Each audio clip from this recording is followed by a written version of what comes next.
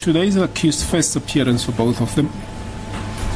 The charges that will be preferred against both accused, Your Worship, are that of contravention of Section 3 of the PRECA Act, Your Worship, that will be the Prevention and Combating of Corrupt Activities Act 12 of 2004. The other charges that will be relating to the accused, Your Worship, is that of contravention of Section 4, Your Worship.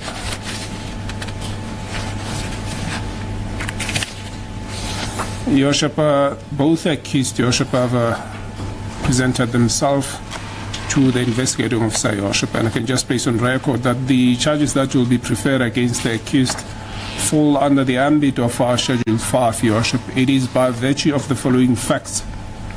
Can I please have the charge sheet, Mr. Mphakabi? Your Worship, the charge sheet is before court already. Oh, the J50. before court. Correct, Your Worship. Let me just check. Oh, I think it's under this.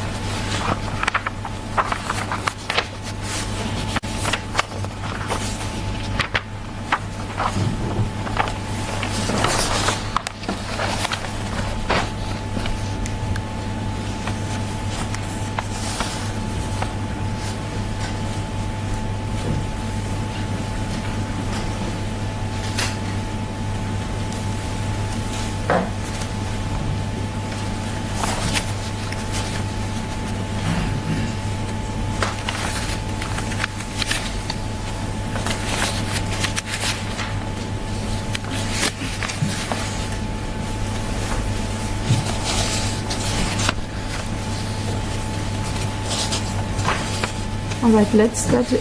You don't have opposition. I just have to make a ruling before you go to the charges themselves and the bail application. Yes, please, for the media houses, so that I can make a ruling for them. Yes, please, the court, Your Worship. I was approached this morning in relation to the permission to record the proceedings, Your Worship, but the application, the necessary documents have been handed to the court on the part of the state. There's no objection, Your Worship. I suppose both my colleagues on behalf of both accused, Your Worship, can then indicate to the court their status in relation to the recording of the proceedings.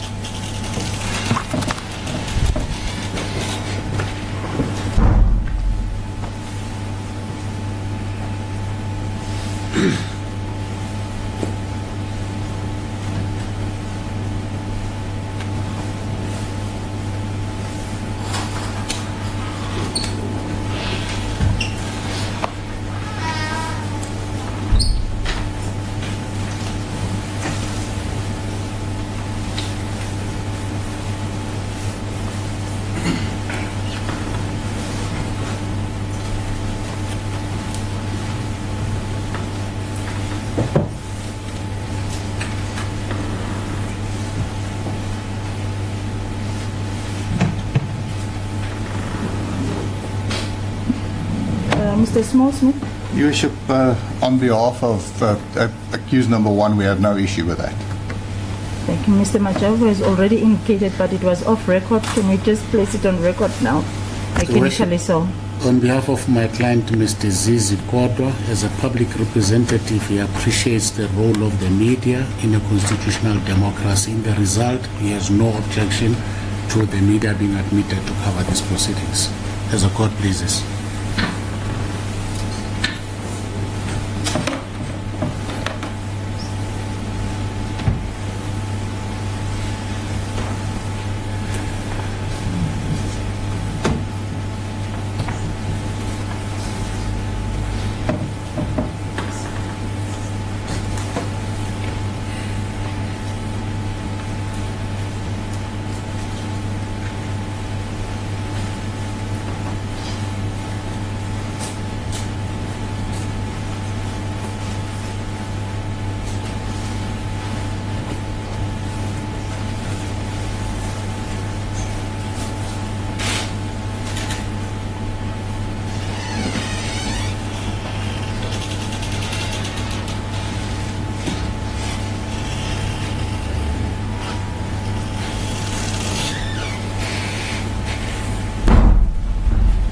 All right, the application for recording of proceedings is granted by this court as prayed for by the media houses.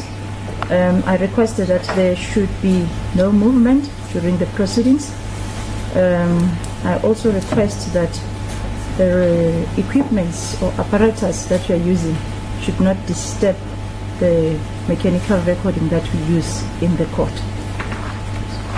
All right. You can start with the. Sorry about that, Mr. As please the court, Your Worship, just for administrative purposes, Your Worship will note that attached to the J15 are 2 warrant of arrest that has been executed today, Your Worship. I humbly request that both warrants be cancelled in respect of both accused, Your Worship.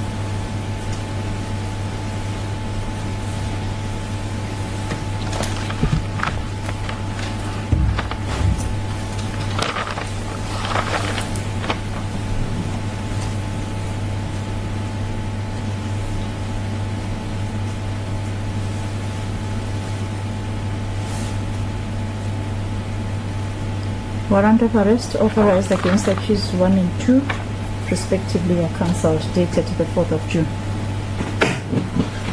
Please the court, Your Worship. I then further proceed addressing the court. Your Worship, not only is this the accused first appearance, Your Worship, the charges that will be brought against the accused are as follows. Your Worship will know that the charge sheet that has been attached to the J15 is numbered on the top right of the page. On page 5, Your Worship, of the charge sheet, there's a clear indication in relation to the following charges that will be preferred against both accused.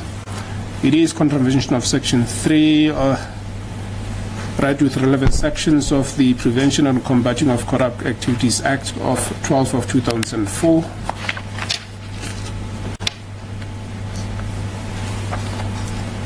Firstly and secondly, Your Worship, on page 8, Your Worship will note also that it is further the following charges, Your Worship, that it is contravention of Section 4, right with relevant sections of the Prevention of Organized Crime Act 121 of 1998, Your Worship.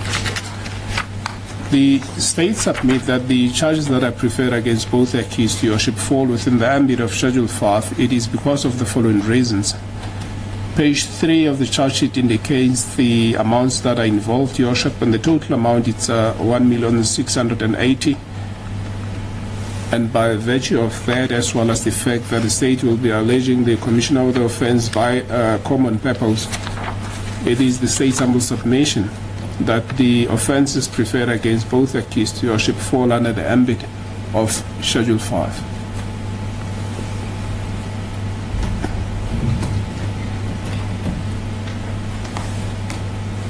Is that all from your side? Your Worship, on part of the state, that should be all. In the light of the fact that it is a Schedule 5, Your Worship, obviously the defence bears the onus of proving that it is the interest of justice that the accused can be released on bail, Your Worship. So please the court.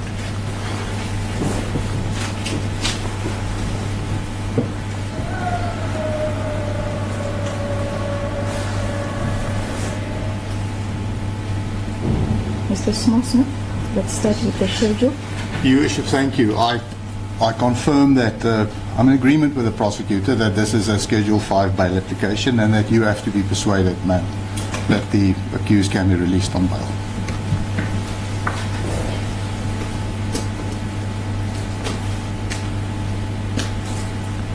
Mr. Major? Confirm the same, Your Worship.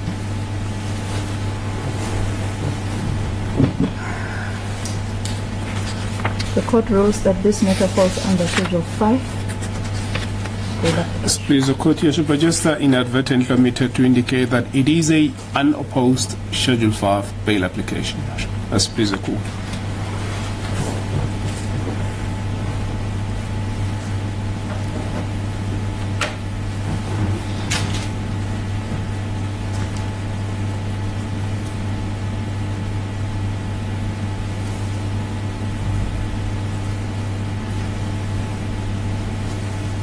Before you start, Mr. Smith, let me just warn the two applicants before court. Can the applicants please rise?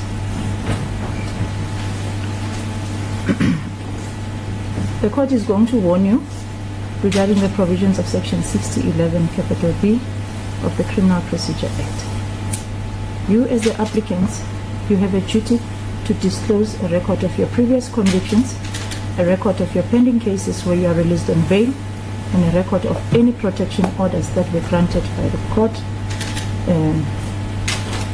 pertaining to the Domestic Violence Act or the Protection from Harassment Act. If you willfully mislead this court or refuse to provide that information, when convicted for failure to disclose that information, you will be sentenced to a fine of 80,000 rands or 2 years imprisonment. I hope I'm audible enough. All right? I know I speak a bit softer, but I hope I'm audible enough. So let me start with applicant number 1. Did you understand what the court has said? Yes, sir. Number 2? Yes, sir. Thank you.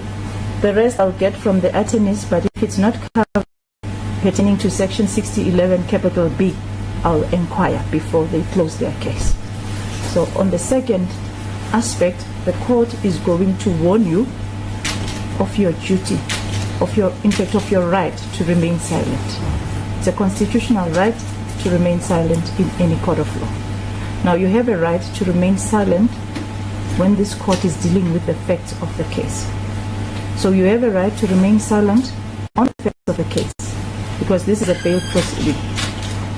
However, if you waive your right to remain silent and disclose the facts of the case, this court is warning you that the evidence presented in this court will be used in the trial court against you and will be presented as a prima facie evidence. Did you understand me? Accused number 1? Yes, I understand. Number 2? Thank you, may be seated. All right, before you start, Mr. Smith, I just want to report the rights quickly.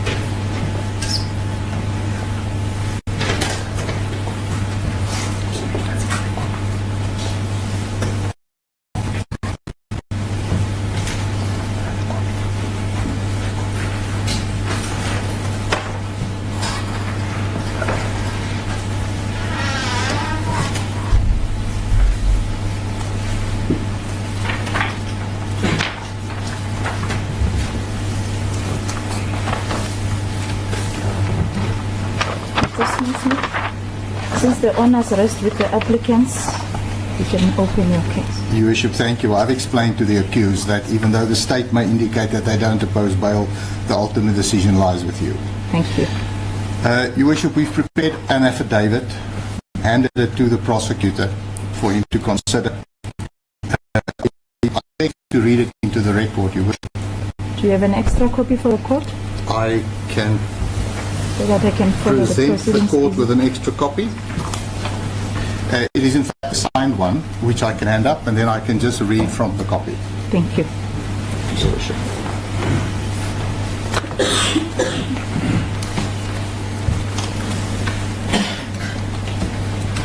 Proceed, sir. Your Worship, thank you. In the Regional Court for the Regional Division of Gauteng, held at the Palm Ridge Specialized Commercial Crime Court, in the matter between Gian McKay, the applicant, and the state. An affidavit in support of an application for bail. I, the undersigned, Gian McKay, do hereby make oath and state as follows. I am the applicant in this matter, and this is an application for bail. I'm an adult male aged 47 years of age with the following personal particulars and background. Identification number 760905 510 9087. My identity document may be made available to the Honourable Court during this application. My date of birth 5 September 1976. My citizenship, I hold dual citizenship of South Africa and Canada. Travel documents, I have a valid South African and Canadian passport, which I have handed to the investigating officer today. I request, however, that I be permitted to travel abroad, provided I get the permission of the investigating officer and the prosecutor. Previous travel or residence in foreign countries. I spent a large part of my youth in Canada, where I went to school and to university. My mother resides there. I returned to South Africa in 1999, and I have no intention of living in Canada or anywhere else. Relatives resident outside of South Africa. My mother and sisters reside in Canada. Assets outside of South Africa? None. Personal background? Place of birth? I was born in Kimberley. Schooling? I attended Saeti Primary School in Bedford View, Johannesburg, and 1 year at Glen Vista. My family then immigrated to Vancouver in Canada, where I attended high school at Rick Hansen Secondary School. Tertiary and or other training. I attended UCFV, where I studied economics as part of a Bachelor's of General Studies and computer systems at BCIT.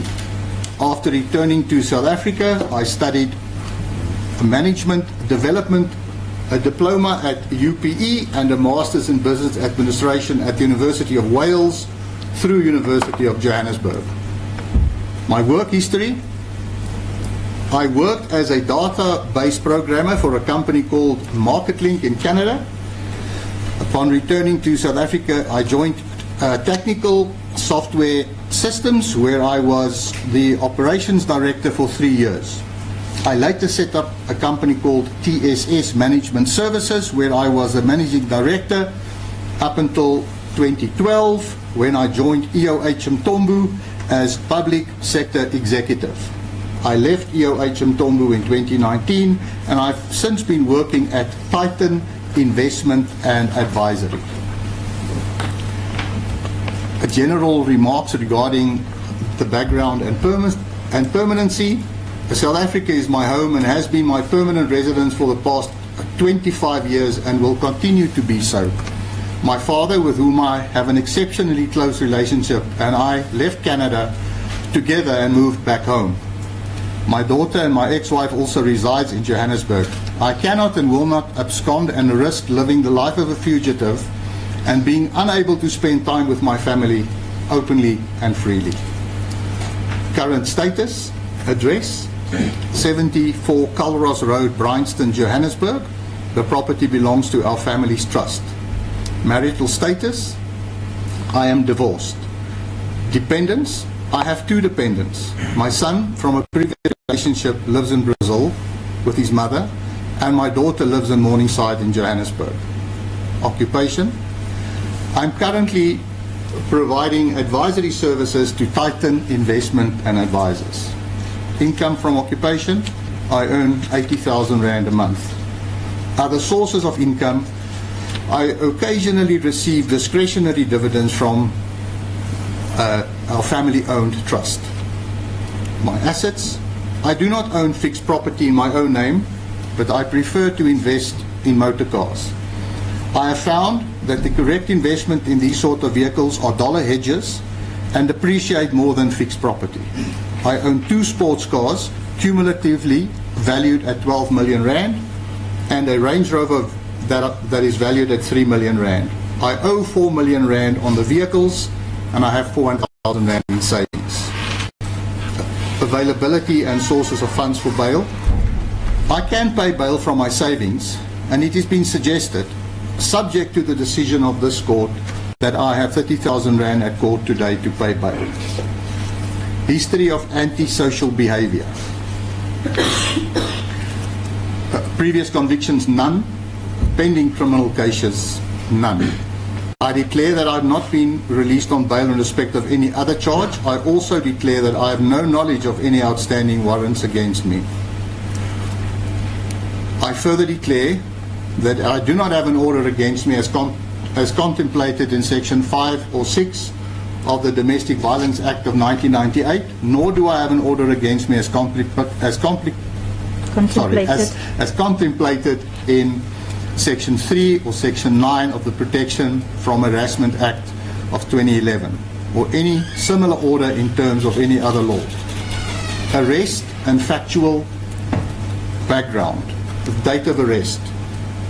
I was arrested on 5 June 2024, Your Worship, that is today of course, after an arrangement was made with the NPA and the DPCI last week to hand myself over. Before this, I attended to the offices of the DPCI a few weeks ago for formalities regarding the warning statement. The facts that led to my arrest were canvassed in detail at the Zondo Commission, and although I was never asked to give evidence or to comment on the allegations, I have been aware of the fact that the DPCI were investigating these allegations for a few years now. The allegations that led to my arrest are that I bribed my co-accused, Minister Zizi Kodwa, to influence the cancellation of a tender at the Department of Home Affairs in 2015. I deny the allegations against me, and I believe that further investigations will reveal that the tender was not cancelled because of anything either I or my co-accused did. I admit that I openly gave money to my co-accused, who is a close friend of mine, when he was not a government official, and when he was the spokesperson of the ANC. I have made a detailed warning statement in the matter where I request that the investigating officer take statements from key individuals that would confirm my version, and that the tender was cancelled for valid and lawful reasons and not because of any attempts by my co-accused and or I to have it cancelled.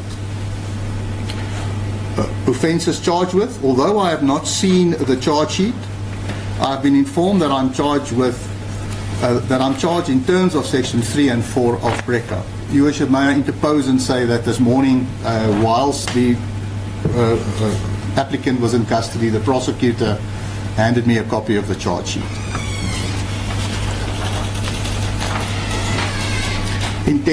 I intend to plead not guilty. My defence.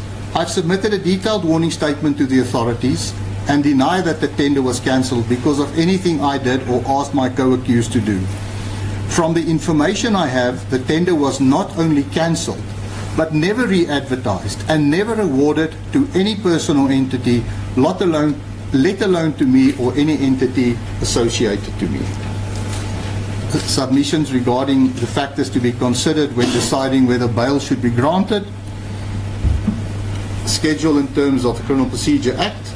Your Worship, its common cause is to Schedule 5, but the affidavit reads, I've been advised that this is an offence that resorts under Schedule 5 and that I have to persuade the court that the interest of justice permits my release on bail. Considerations in terms of section 64A to E. 64A, the danger to the public or individual safety. I respectfully submit that there is no likelihood that my release on bail will endanger the public safety or that of any particular individual. I have no history of violent behavior, nor do I have any predisposition to commit offences referred to in Schedule 1 of the Criminal Procedures Act, Act 51 of 1977, whilst released on bail. I hold no grudges against anyone either. I also will not commit any offences against any person in a domestic relationship as defined in Section 1 of the Domestic Violence Act of 1998, or any offence referred to in the Protection from Harassment Act of 2011. Likelihood of evasion of trial. I respectfully submit that there is no likelihood that I will attempt to evade my trial. I submit that this is evident from my conduct since the inception of the investigation. I have not supplied any false information, nor have I supplied any information, any false information for purposes of this application. I undertake to attend court faithfully on each and every occasion to which this case might be postponed to. I have no intention to live the life of a fugitive. It is very important for me to clear my name. Interference with witnesses or evidence. I do not know all the witnesses, as I have not been provided with a list of possible state witnesses. There has not been an allegation that I have attempted to influence or intimidate any witnesses as far as they are known to me. I therefore respectfully submit that there is no likelihood that the subsection is at risk to be infringed upon should I be admitted to bail. Section 4D, the jeopardy to the functioning of the criminal justice system or bail system. I submit that there is no likelihood that this subsection is potentially to be infringed upon should I be released on bail. I have not furnished any false information to the investigating officer, nor have I furnished any false information for purposes of this application. In fact, I have fully cooperated with the authorities and attended previous meetings and handed myself over this morning on their request. Interests of justice in relation to the right to be released on bail. I respectfully submit that I will be prejudiced in the event that I am detained. I am not a flight risk, certainly not interfere in the investigations of this matter and with witnesses. I also urge upon this Honourable Court that should I be detained and refuse bail, I would be prejudiced in the preparation of my defence, and it would have a devastating effect on my personal and commercial life.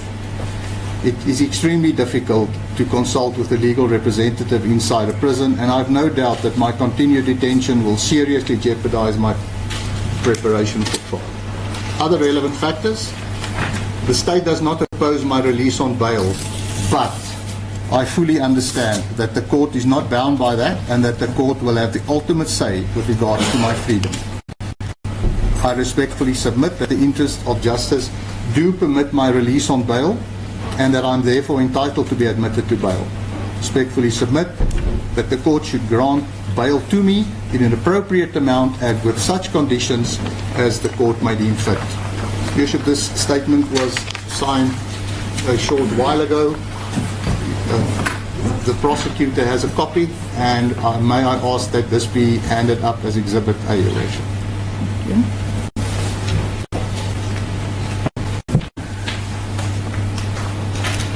Your Worship, lastly, as far as the applicant is concerned, we are not going to adduce any verbal evidence, and that would be his case for bail.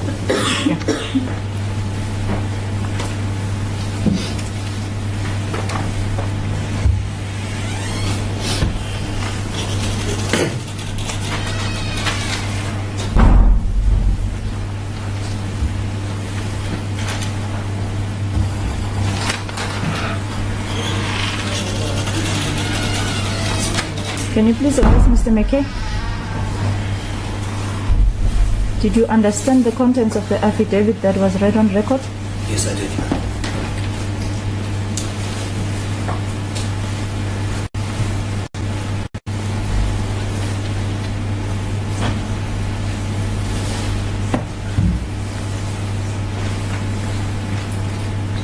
Do you confirm its contents? Yes, I do.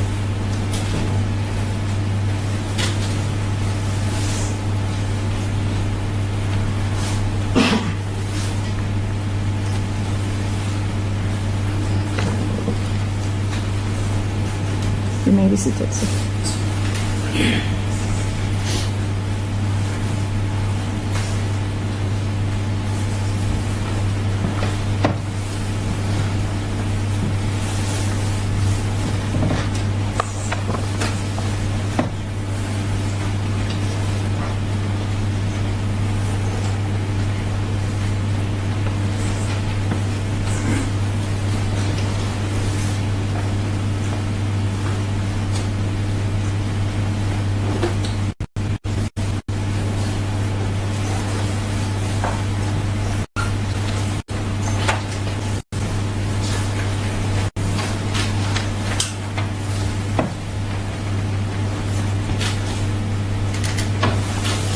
The affidavit of the first applicant is marked Exhibit A, and the applicant's case of number 1 is closed.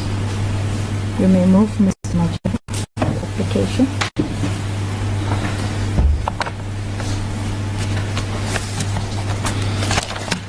Your Worship, might I take the liberty of handing the original duly signed copy of my client's affidavit to enable the court to journey with me as I discharge the onus that rests on my client. Thank you. Secondly, Your Worship, may I also deal with a few preliminary issues for the sake of completeness. Firstly, Your Worship, I can confirm, flowing from the court's warning of my client, apropos section 6011 capital B, A, Roman figures 1 and 2, that he has neither a previous conviction nor cases pending. Fortunately, we deal with that in the body of the affidavit. What we do not expressly canvass, and I'm indebted to the court, is with regard to the protection order bit. He will confirm that when the court engages with him. But I can gladly tell the court that he does not have any protection or in place. In fact, his beautiful and loving wife is in the gallery today. I can also confirm that from my engagement with the state, this is indeed an application that proceeds on an unopposed basis. We don't take it. I have explained to my client that the ultimate decision rests with the court. I therefore proceed against that background. The affidavit reads as follows. In the Regional Court for the Regional Division of Gauteng held at the Specialized Commercial Court, Crimes Court in Johannesburg, case number SCCC 37/2024. The matter between Mnetiso Good Enough Zizi Kodwa as the applicant and the state as the respondent.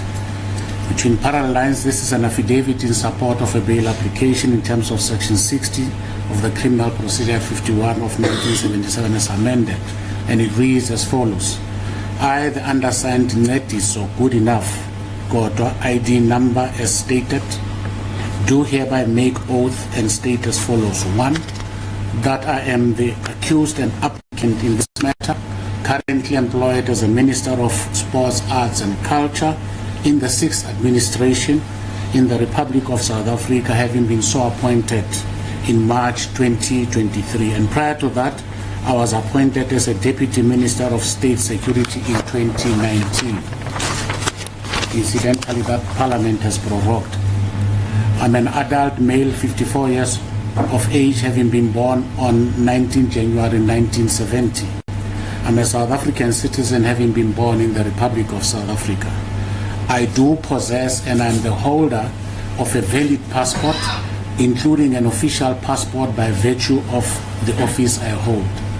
Needless to say, I travel outside of the borders of the Republic of South Africa from time to time as the exigencies of my oath dictates from time to time.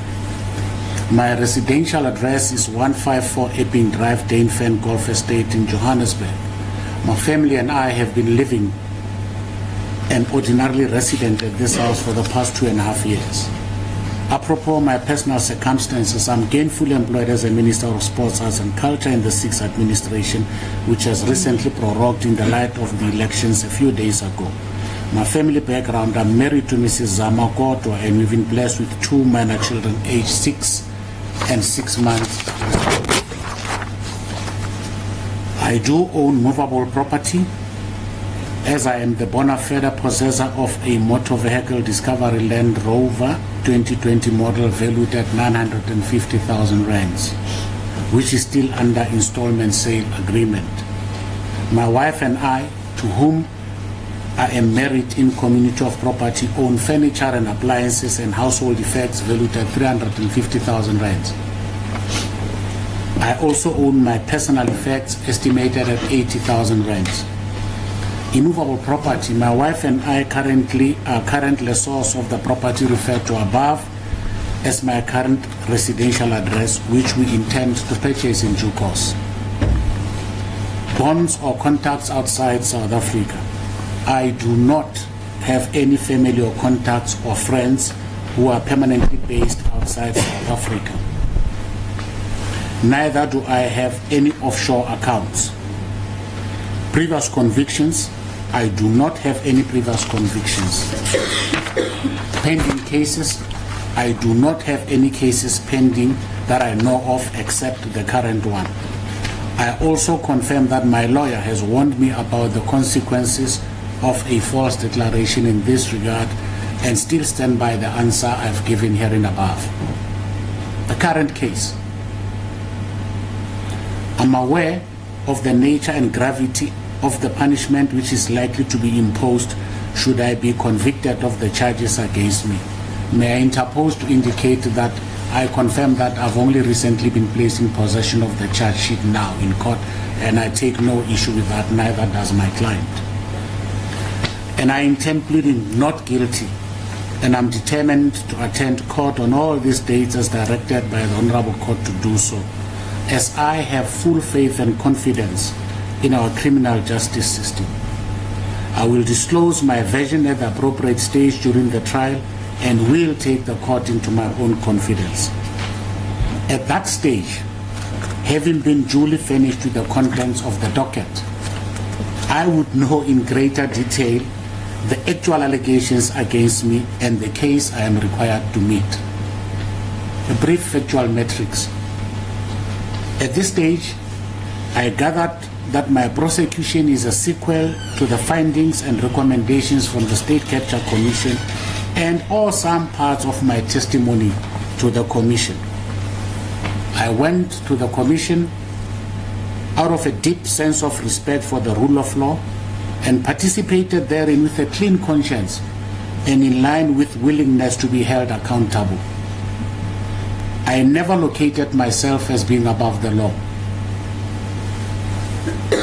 That position has not changed, notwithstanding how I feel about this prosecution. I will not attempt to evade my trial or in any manner undermine the administration of justice with reference to this matter. I accept that by absconding, I will forfeit my bail money to the state and can be rearrested and remanded in custody with no option of a fine. I confirm that I have no intention of interfering with state witnesses, as I have no knowledge of who they are at this stage. Nor do I have any intentions of concealing or destroying evidence in the possession of the state. Thus far, I have cooperated fully with the police. Given the fact that at this stage my legal representatives have not yet had sight of the docket, I am unaware of any outstanding evidence to be collected, and thus less likely to frustrate those efforts. Hence my undertaking not to do so in the future up until the finalization of my trial. I am willing to comply with all bail conditions in terms of Section 62 of the Criminal Procedure Act as amended that this Honorable Court may deem necessary in granting me bail. I am also prepared to hand in my personal, emphasize personal passport to the investigating officer should the court so direct. Alternatively, I undertake to notify the investigating officer should I be required to travel outside the borders of the Republic of South Africa. At all material times during my arrest, I cooperated fully with the police. My legal representative was also in direct communication with the investigating officer as well as the senior state advocate who is responsible for this matter.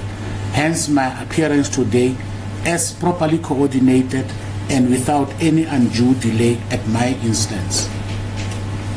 Regarding the merits of this case, I elect to exercise my right to remain silent, save to the extent that I will disclose my defense fully at the appropriate stage of the trial.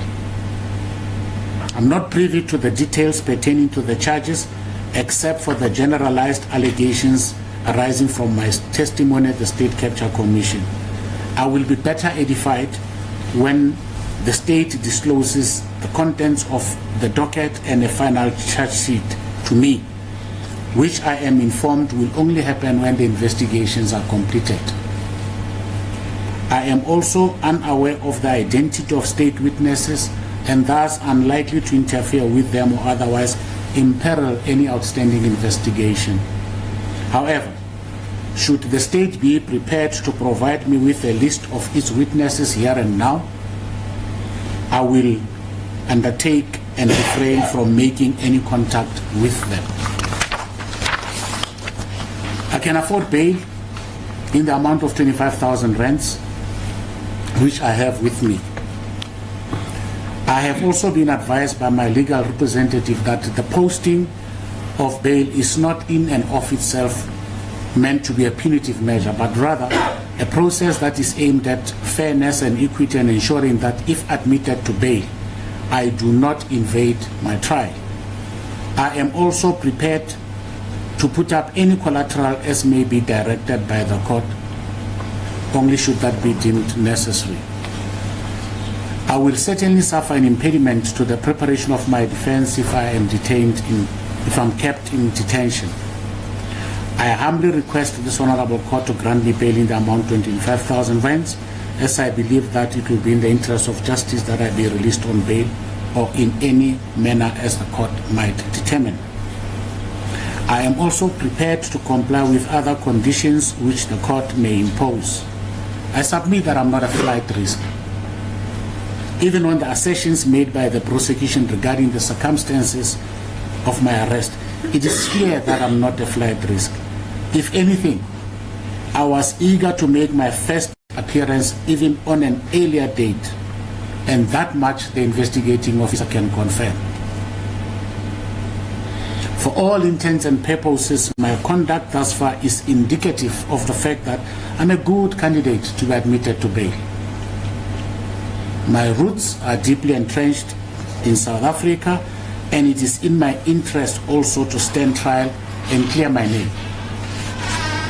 I have been advised that in terms of the Constitution of the Republic of South Africa, I'm presumed innocent until actually announced guilty by a court of law. I have also been made aware that my imminent arrest has been publicized in various forms of media by those who seem to know more about me than me. For the record, I can confirm that the investigating officer and other law enforcement officers treated me fairly, but no differently. My preparedness to cooperate was made at the first available opportunity. In fact, the investigating officer, Colonel Bojosi, even commended me for the promptness with which I returned his one and only call. I even went to meet him at his offices without my legal representative to sign the warning statement which set the process of my appearance in court in motion. However, my constitutional rights cannot be sacrificed at the altar of publications and other statements by my political detractors over which I have no control. For what it is worth, and in the light of my utmost cooperation, I was informed by the investigating officer that they would not oppose my admission to bail, and the same sentiment was expressed to me by the legal representative of the state in the form of the senior state advocate handling this matter. In conclusion, I'm a law-abiding citizen and an accountable leader in my own right. I have full confidence in the judicial system of the Republic of South Africa and will, like any other constitutional subject, respect the rule of law. I genuinely believe that I have discharged the onus that rests on me to demonstrate that the interest of justice indeed permits my release on bail. The statement was duly signed on the 2nd day of June 2024 at my offices in Monjo, and it is duly attested to in front of a commissioner of oaths. That is the applicant's affidavit. May I ask that it be admitted into record and marked Exhibit B if the court will so permit? Thank you. And I confirm that we do not intend to lead any further evidence, oral or otherwise, and that would be the applicant's case. Unless there is any aspect that the court might wish to hear me on, that is our application. Thank you, as the sir. court pleases. Thank you.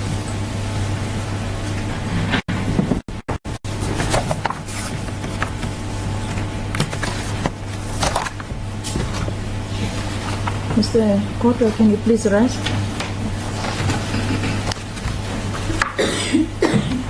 Did you understand the contents of the affidavit that was read on record?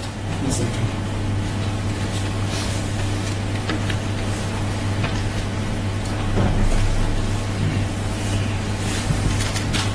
Do you confirm the contents?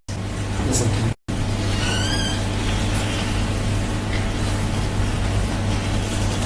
All right, your attorney indicated that you omitted in the affidavit itself to include the fact that are there any protection orders granted against you? There are none. Thank you.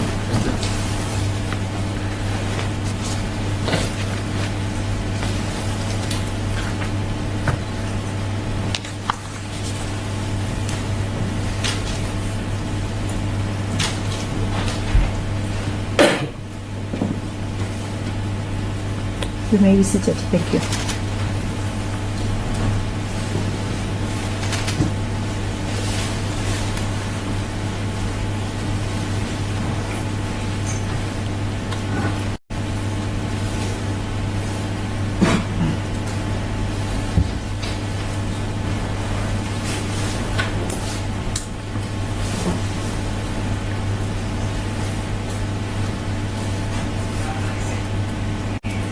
Your cell phones, I'm requesting now for the last time.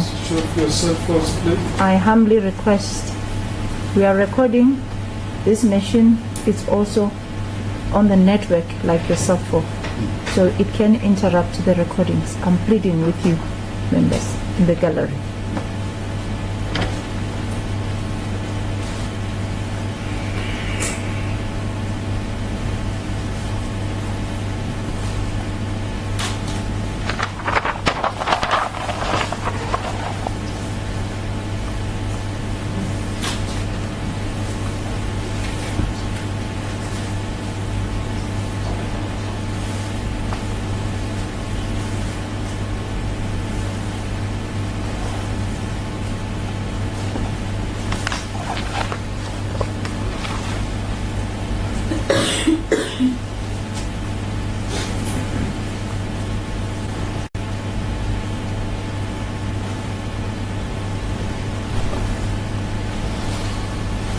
The affidavit of the second applicant is marked Exhibit B, and the case of the second applicant is closed. I'm handing over to you, Counsel, Mr. Khabi. Please, the court, Your Worship. Your Worship, as indicated earlier, the application is unopposed, Your Worship.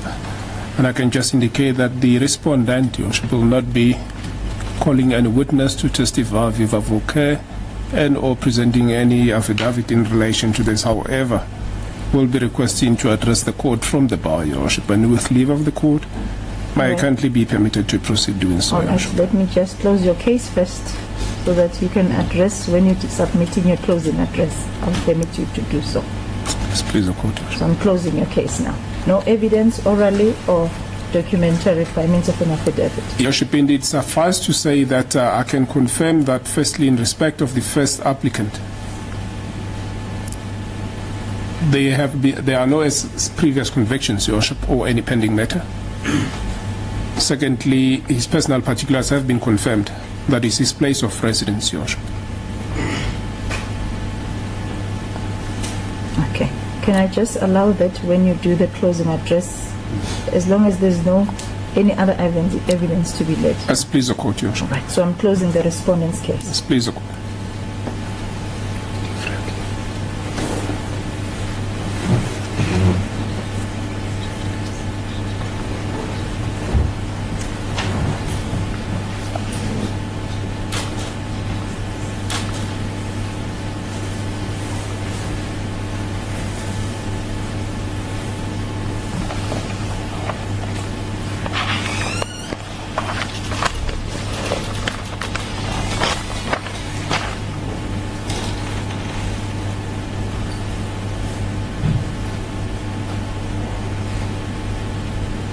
Mr. Smallsmith, may I just get your closing address, sir?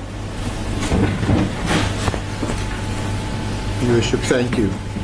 Your Worship, one may wonder why, where the state has no objection to bail and the accused wants bail, that the ultimate decision lies with the court. And the reason for that is very simple. You are completely objective, not involved in the matter whatsoever. You played no part in the investigations. You do not know the accused, and you would adjudicate the matter on the evidence presented before you today. That is how our legal system works. Your Worship, the basic principles of bail I do not have to address you on. It is mainly to strike a balance between the personal liberty of the accused, for him not to be detained unless it's necessary, and to make sure that the interests of society is not prejudiced by his release, in that he may interfere with witnesses and the investigation. It's not a form of anticipatory punishment, and it should not be punitively applied. So under those circumstances, Your Worship, I believe that the evidence should move Your Worship to decide that it is in the interest of justice for the applicant, accused number one in the matter, to be released on bail. Your Worship can indicate to me if you would like me to address you at this stage already on the conditions, or if you would only like me to address you on that once you've made your decision. No, the full address is okay. Your Worship, thank you. Your Worship, the ability of the accused to pay a reasonable amount of bail has been presented to Your Worship. The only real issue that we have would be the accused's ability to travel abroad. We did not take any chances by not handing in both his passports, and may I recommend that that one of the conditions of bail is that he is entitled to travel abroad if he presents a proper itinerary and the investigating officer and the prosecutor agrees to it. We would be quite happy with that, Your Worship, and that under those circumstances his movements would be monitored by the authorities. Your Worship, lastly, you've seen it in the affidavit. This is pretty much a textbook appearance in court. There was police investigation that was done. Accused was called to present himself for the making of a warning statement a few weeks ago. No high-handed and jackbooted arrest followed. The police and the NPA requested him to surrender himself this morning. He did. He was properly processed, brought straight to court, and here we have, at the first appearance, a proper and a detailed Schedule 5 bail application. In an ideal world, we would like all matters to be dealt with like that. Your Worship, under that circumstances, I believe that it is in the interest of justice for the accused to be released, and I request that that would also be your finding. Thank you.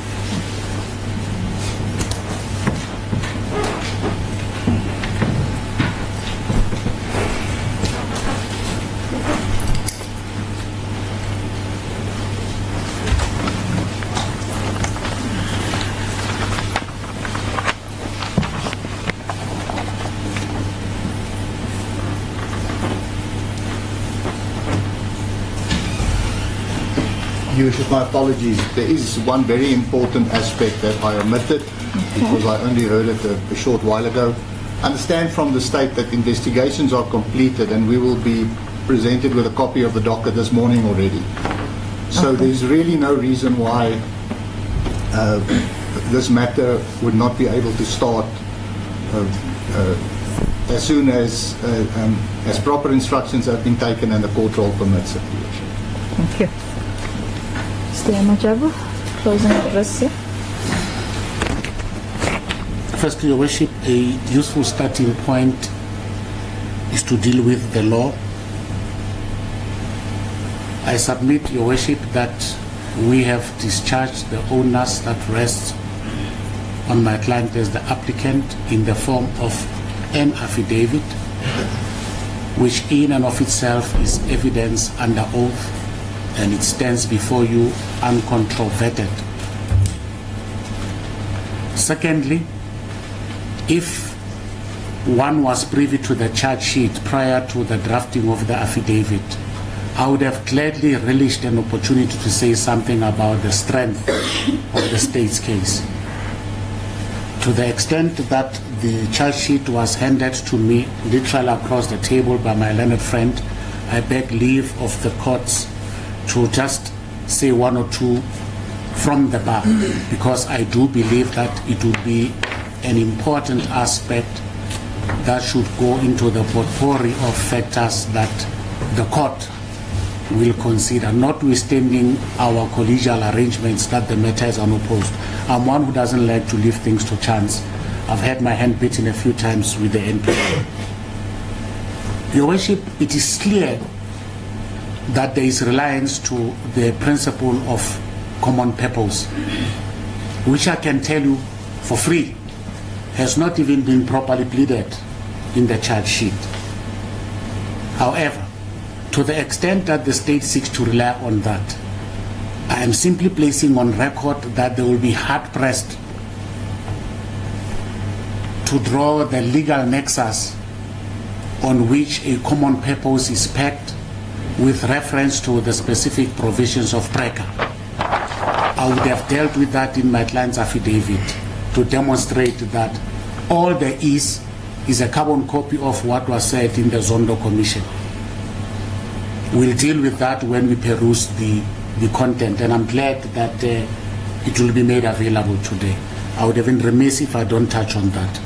But having said that, Your Worship, we believe that we have covered all the essential averments that need to be made with regard to the lens through which a court determining a bail application under Schedule 5 must deal with. And there's no need for me to rehash those submissions because they stand unopposed before you.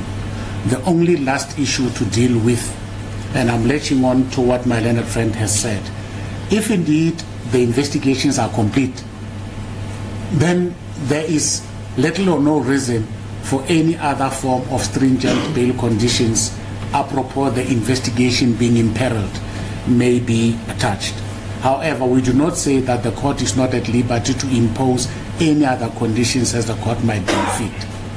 However, to the extent that the court might be, and pardon me for being futuristic, inclined to give a condition with reference to the contact of state witnesses, I think now it may be opportune for the state, when he's on his feet, to then say, these are the witnesses that we would like you not to make contact with, because it is no longer a secret, because the investigation is complete and will be given a content of the docket today. If we don't deal with it in that manner, Your Worship, we run the risk of being back here to deal with a possible application for the variation of a bail. And I'm saying it collegially and with respect. That's the one thing. The second thing, Your Worship, you will note that in the bail affidavit, we deliberately state clear of saying anything about the official state passport.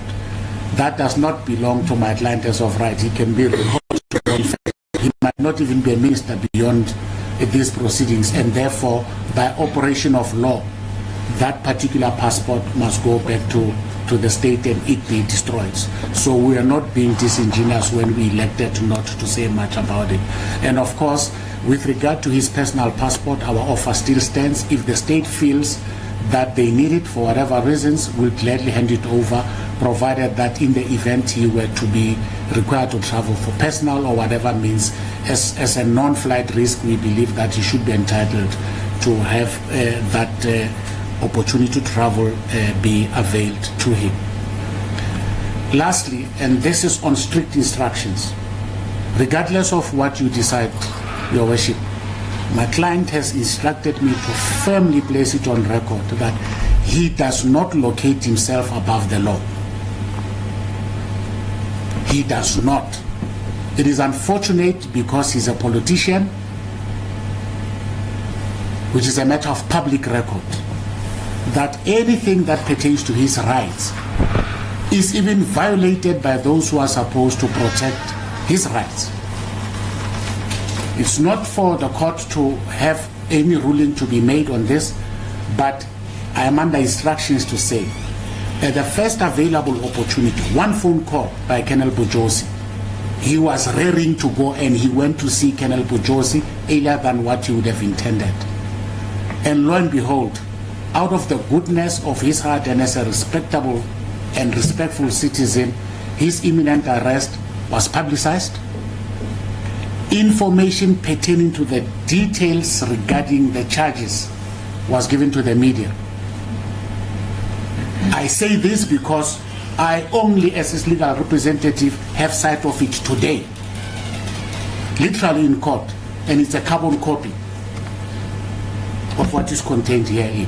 I'm simply asking the court to take judicial notice of that because it does implicate directly on his rights as encapsulated in Section 35. The fact that he's a minister does not denude him of his rights and does not entitle the NPA or anyone for that matter to violate his rights in the manner that had happened. I do not cast aspersions on my colleague in court. He has been anything, absolutely an epitome of professionalism, and I dare say, if all our police were to act like the way Colonel Bojosi did, would live in a better constitutional architecture. He has been very professional in the manner in which he dealt with my client up until his appearance. All culminating in a point that says he is by his own conduct a candidate to be released on bail.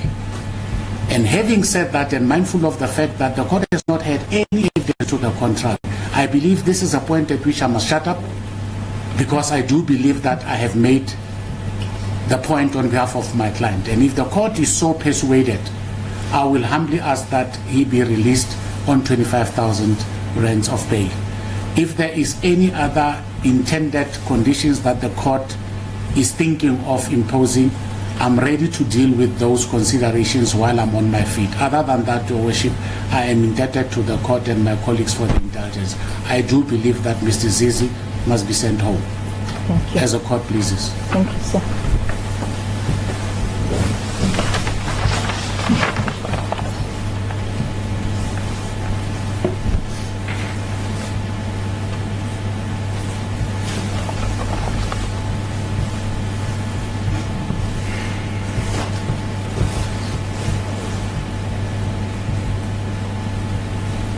Mr. Mkakhabese, can I have your closing address, sir?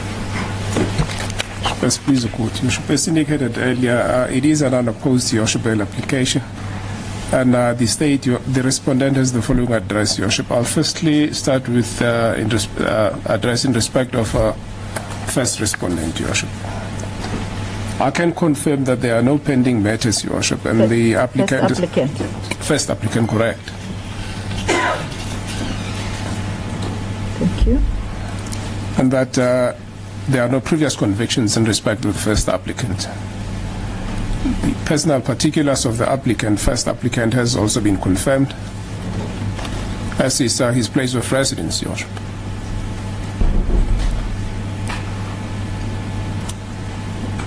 The manner of arrest of the first applicant, Your Worship.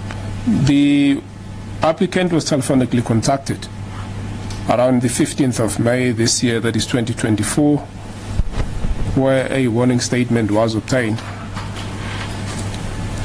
He has been in contact, Your Worship, with the investigating officer, with his legal representative,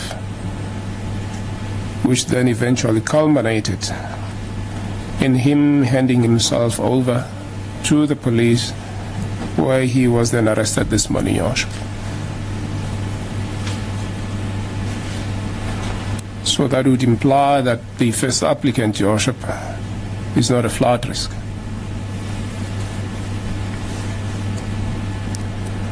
I'll then proceed to deal with the provisions of Section 60, subsection 4,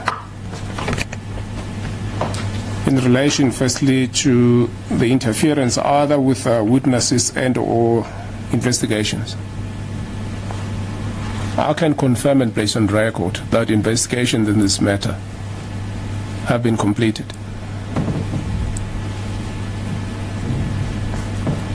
So there's no fear whatsoever on the part of the respondent or /state that the first applicant, Your Worship, will interfere with other state witnesses and/or investigations. As indicated earlier, investigations have been completed, Your Worship. I can further confirm that the first applicant's 2 passports are currently in the custody and/or possession of the investigating officer, Colonel Bajosi, Your Worship.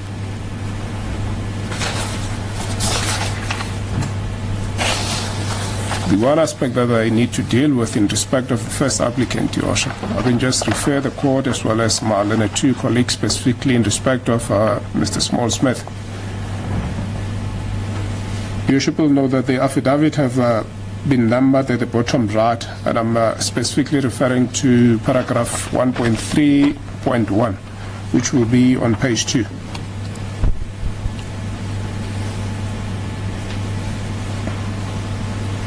Which reads as follows: Cities open codes. I have valid South African and Canadian passport, which I've handed to the investigating officer today. I request that I be permitted to travel abroad, provided I get permission of the investigating officer and/or prosecutor.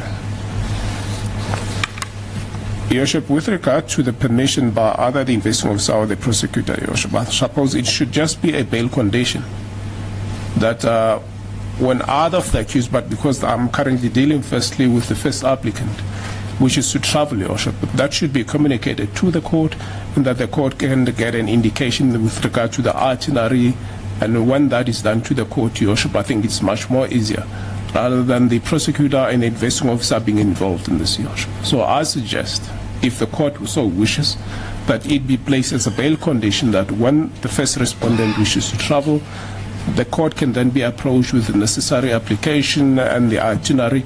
Then the court can then record that on the charge sheet, Your Worship,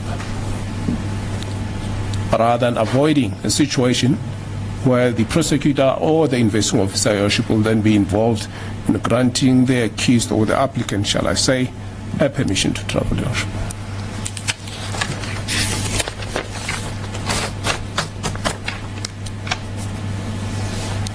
The other aspect, Your Worship, that I think I needed to touch on, Your Worship, is in relation to the warning statement, Your Worship. It is correct that a warning statement has been obtained in respect of the first applicant, Your Worship. And that will, however, be dealt with at a later stage in after the remand of this matter. The quantum that has been suggested by my colleague in respect of the first applicant is 30,000.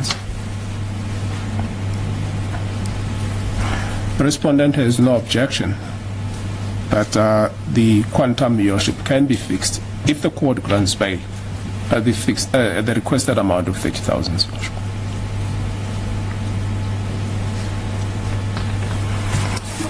In respect of the first applicant, Your Worship, unless there is any other aspect on which this honorable court wishes to hear me, that will be the address in respect of the first applicant. Nothing further, thank you. Nothing further, correct. Okay. All right. I'll deal, Your Worship, with leave of the court, now proceed dealing with the second applicant. Likewise, the second applicant has no pending matter that has been confirmed, and there's no previous convictions.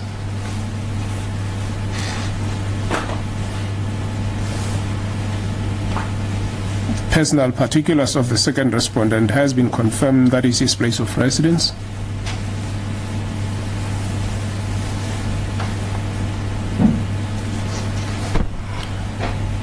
And with regard to the manner of arrest in respect of the second applicant, likewise with the first applicant, the second applicant was telephonically contacted around the 15th of May 2024, where a warning statement, Your Worship, was signed.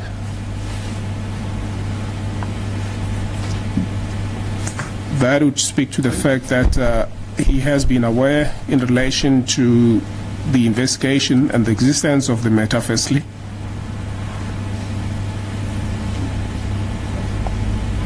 And secondly, the respondent submits that that speaks to the fact that the second applicant is also not a flood risk.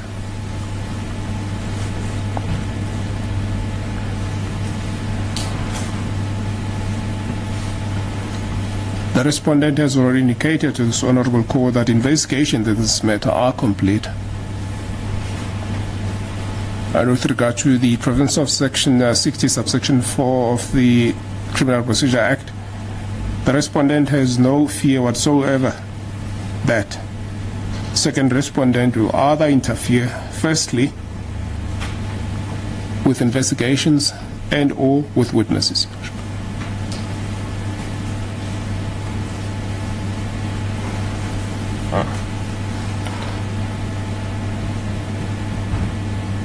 Your Worship, the respondent can also confirm that the personal passport of the second respondent is currently in the custody and or possession of the investigating officer, Your Worship.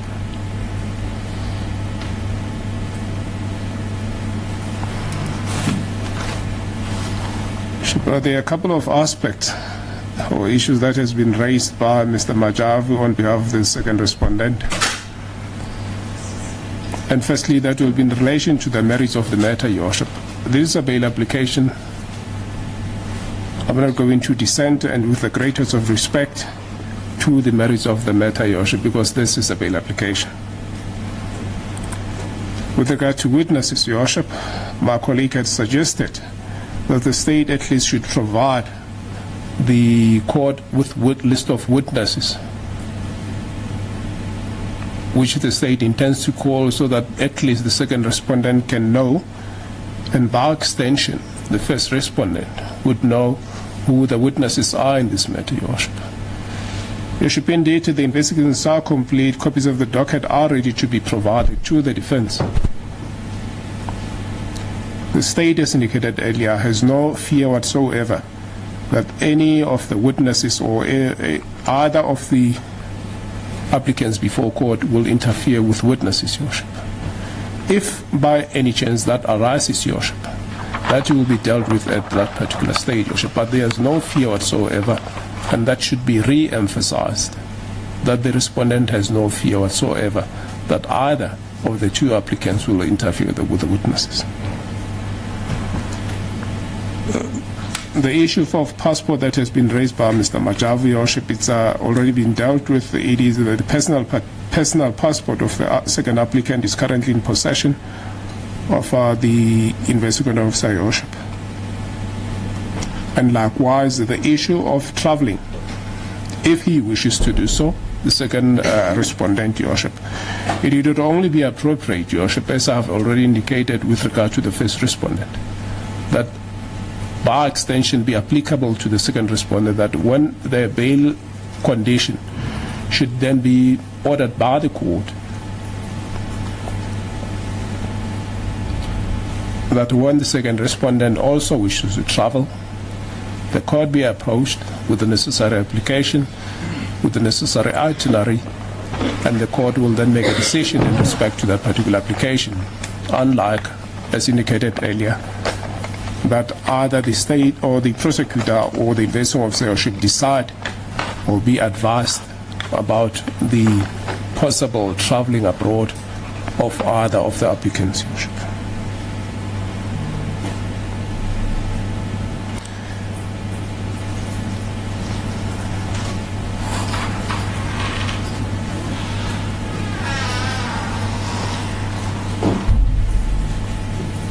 The last aspect that my colleague, Mr. Majavu, touched on, Your Worship, is the publication of the charge sheet, which in a way would have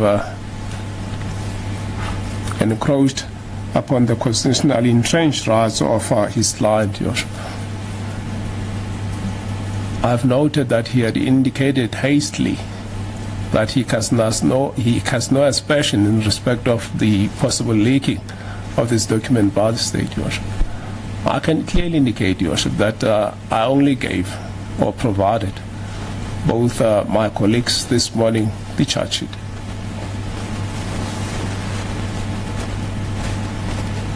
So as to how, Your Worship, as my colleague indicates, that it landed in the public and obviously in the social media, Your Worship, that is surely beyond the respondent's control and knowledge, Your Worship. That I can categorically state, Your Worship.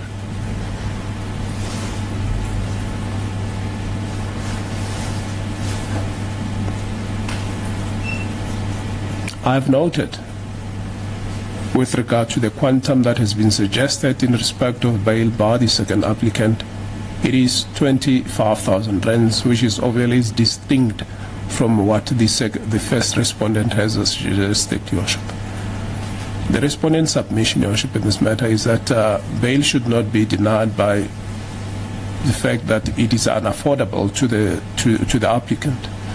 The respondent has no objection in respect of the amount that has been suggested in respect of the second applicant. So the 25,000 rands, Your Worship, is amenable to the respondent, Your Worship.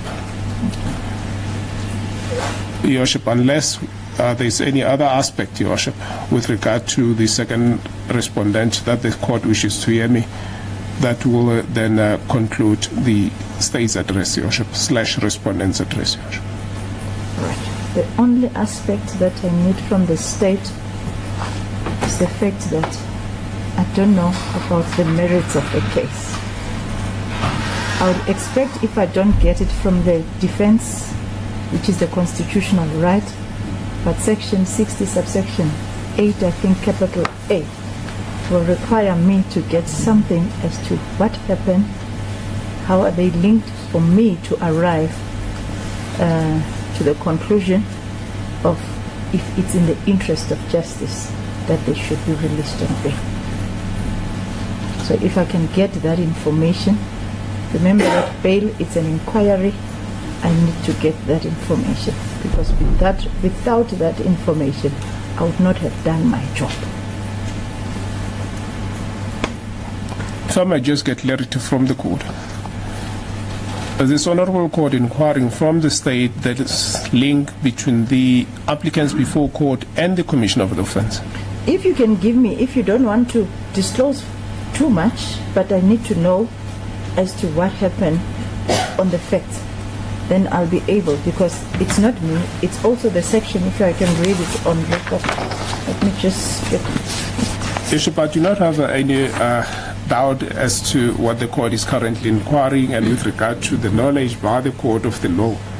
Suffice to say that I can just indicate at this stage, the charge sheet is attached to the J15, Your Worship, and there are facts in relation to the preamble to the charge sheet, Your Worship.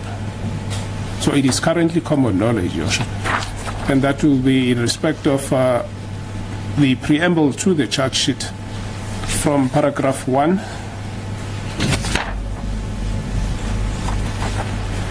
until paragraph 12, Your Worship, clearly indicates the basis or the cracks of the charges that are preferred against both applicants before court. All right, should I read it as it is, or the state does not want to read that part for the record's sake? Then I'll limit myself to paragraph 1 to paragraph 8 of your charge sheet. It currently forms part of the record, Your Worship. But if the court is amenable that the respondent should read it into the record, Your Worship, I may then proceed doing that, Your Worship. Please do. Thank you, Please the Mr. court, Your Mpofu. Worship. Your Worship, I will then proceed. I will dispense the reading of the top portion of the charge sheet, Your Worship, and I will then proceed reading from paragraph 1. Thank you, sir. It is the general preamble to the charge sheet, whereas at all relevant times to the charge sheet, point 1, Enterprise Outsourcing Holding is a holding company duly incorporated according to the laws of the South Africa with a registration number 1998/0146669/06 and registered address at EOH Business Park, Gilolis View, Osborne Lane in Bedford View. 2. EOH is one of the largest information, communication and technology companies in Africa, and Stephen van Coller is the Group Chief Executive Officer. At the time of the commission of the offence, Your Worship, that should be emphasized. Paragraph 3. Technical Software System P2R Ltd, in brackets TSS, is a private company duly incorporated according to the laws of the Republic of South Africa with the following registration number 1997/004051/07. And 4. The directorship of TSS has changed over time and between the period 23rd of October 2012 and the 18th of September 2013. Accused number 1 was the director of TSS. According to the records of the CIPC, on the 6th March 2015, and the 5th of March 2017, email correspondence was forwarded to accused 1 as the representative of TSS regarding the notification that the annual returns of the aforementioned periods were due. Point 5, TSS operates an ABSA bank account with the following account number. It's 4079003128. The signatories of the said bank account are Daniel Colin Keith McKay and accused 1. Point 6. Accused 1 further operates a personal bank FNB bank account with the following account number 62233388 in respect of which he is the sole signatory. 7. Accused 2 is a member of the African National Congress, ANC in brackets, during the period January 2014 and December 2017. Accused 2 was employed as the national spokesperson of the ANC. 8. Accused 2 operates an ABSA bank account with account number 4079757032 in respect of which he is the sole signatory. 9. State Information Technology Agency, COCT Ltd, in bracket CITA, is a state-owned company charged with the responsibility of IT services to the government, with its registered address as follows: 459 Tita Street, Erasmus Kloof in Pretoria. 10. On a regular basis, CITA invites private entities to a tender process as service providers where CITA does not have the capacity to render the specified IT services. 11. For the period April 2015 to February 2016, accused 2 received the following direct payments and luxury accommodation paid by and or facilitated by accused number 1. Your Worship, that is contained in the schedule. I'm not sure, should I read that or dispense with the reading, Your Worship? I think we're all aware of the schedule contained in the charge sheet. So we dispense with the reading thereof, Your Worship. We dispense with the reading of the schedule. I'll then proceed reading on paragraph 12, Your Worship. The direct payments and luxury accommodation as set out in paragraph 11 above, paid by or facilitated by accused 1, to and on behalf of accused 2, were gratifications as defined in Section 1 of the Prevention and Combating of Corrupt Activities Act 12 of 2004 for the interventions by accused 2 in a government procurement process to advance the interest of accused number 1, TSS, and EOH. Paragraph 13, Your Worship, 14 and 15 only refers to the legal definitions, firstly in respect of what gratification is, and secondly the definition of unlawful activities in respect of the Prevention of Organized Crime Act 121 of 1998. Thank you. I think that will suffice for the court. Thank you, Mr. Mapaka. As please the court. Is there any other aspect on which this one? Thank you. Please the court. If there's any reply to the address of the state from the defense, I will allow you to do so. Your Worship, I'll be brief. It seems as if the only issue here is what do we do in the event that the applicant wants to travel overseas. May I say he's got no plans at the moment. May I also say that my suggestion that the police and the prosecutor has to approve it is because of the fact that their stance on bail is that it's an unopposed application, and you've heard their view on the unlikelihood of the applicant running away, if you'd excuse the colloquialism. Why I did not recommend that you should have a say on that, ma'am, is because it is going to create unnecessary legal fees and quite a bit of effort for everyone to come down to court in a matter where the police and the prosecutor has already expressed their view. However, you're in charge of the proceedings, and if you would like to monitor from the bench the movements of accused one and accused two, I will have no issue with that. But from a practical point of view, I'm very confident that I can leave the yes or no's in the hands of the police and the prosecutor.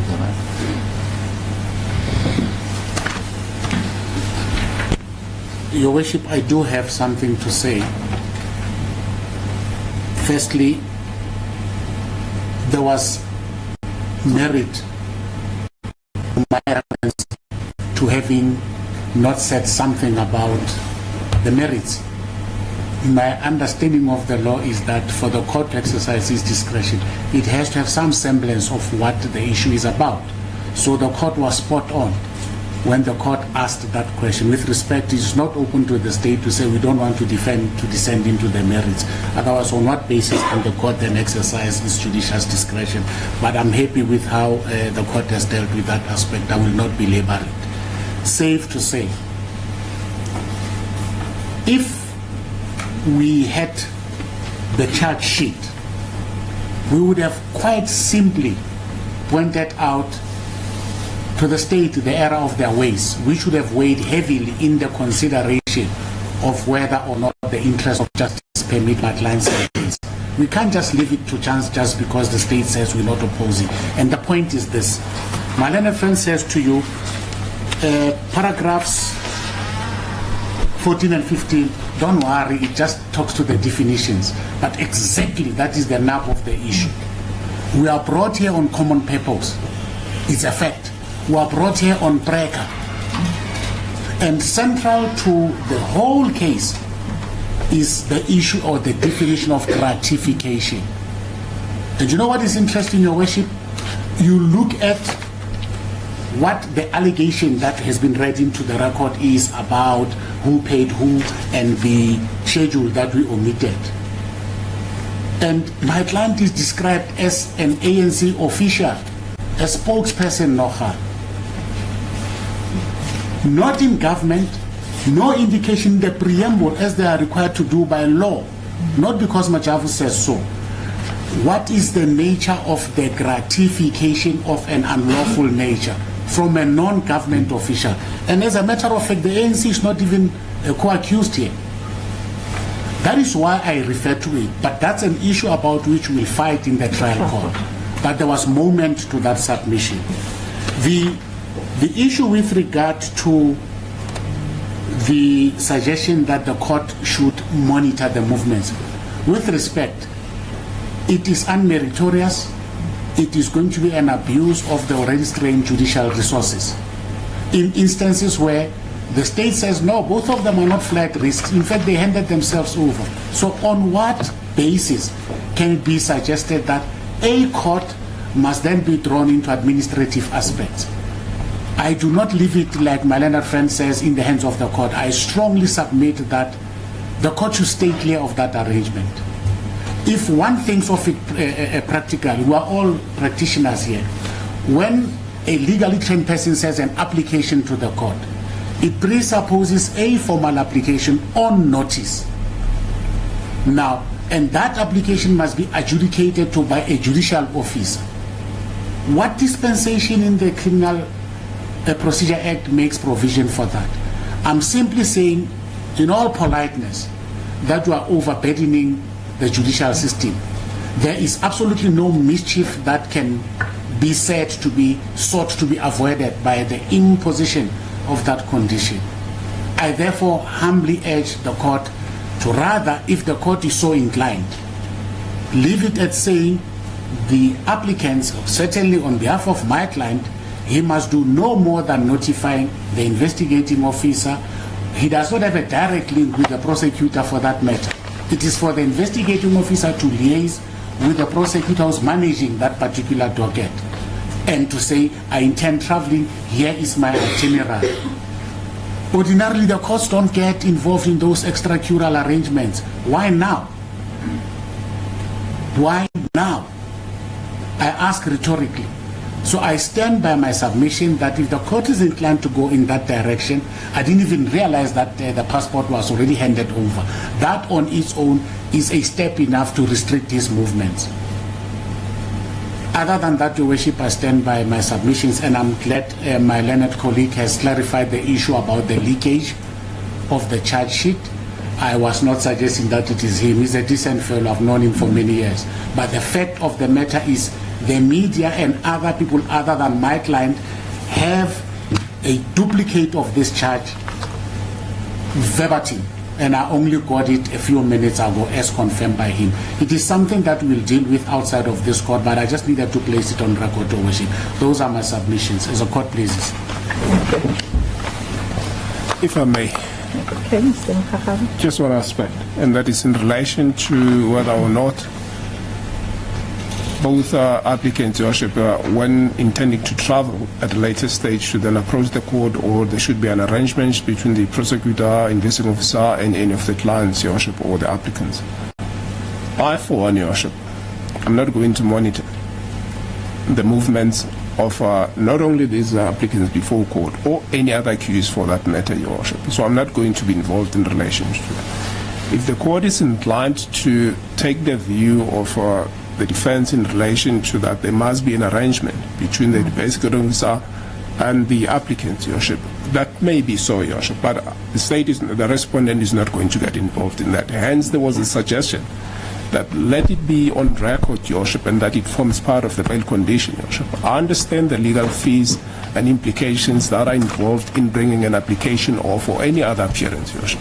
But this respondent, Your Worship, cannot certainly be involved. And I'm glad Mr. Majavu raised this, that the applicant or accused does not have any direct contact with the state, Your Worship. And as a result, if that were to be done, it should be done, if the court is inclined to do that, between the investigating officer, Your Worship, and the accused, Your Worship, /respondent. However, I still suggest that it should be on record, formally in court, so that that can be done on record, Your Worship.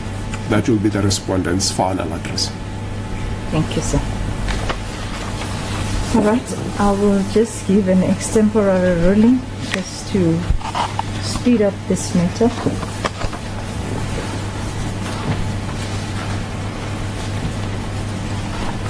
I'll ask the applicants to rise.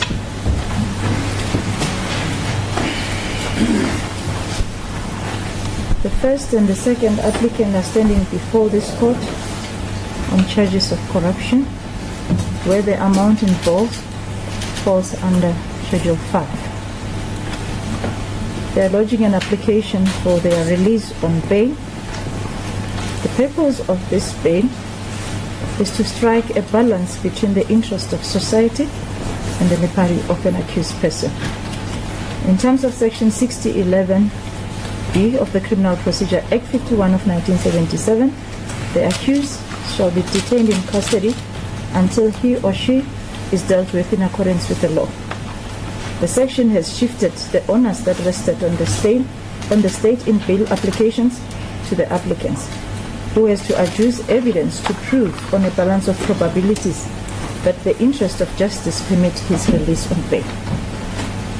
To consider what is in the interest of justice, the court is guided by the factors listed in Section 60, subsection 4A to E, which are listed as follows: where there is a likelihood that the accused, if released on bail, will endanger the safety of the public or any particular person or will commit a Schedule 1 offense, or where there is a likelihood that the accused, if released on bail, will attempt to evade his or her trial, or where there is a likelihood that the accused, if released on bail, will attempt to influence or intimidate witnesses, or to conceal or destroy evidence, or where there is a likelihood that the accused, if released on bail, will undermine or jeopardize the objectives or the proper functioning of the criminal justice system, including the bail system, or where, in exceptional circumstances, there is a likelihood that the release of the accused will disturb the public order or security. The court has to weigh the interest of justice against the right of an accused to his or personal freedom, and in particular, the prejudice such accused will suffer if bail is refused. In doing so, the court will be guided by the factors listed in Section 60, subsection 9, that is A to G.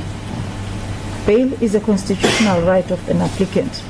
Section 35, subsection 1F of the Constitution provides that everyone who is arrested for allegedly committing an offense has the right to be released from detention if interest of justice permit, subject to reasonable conditions.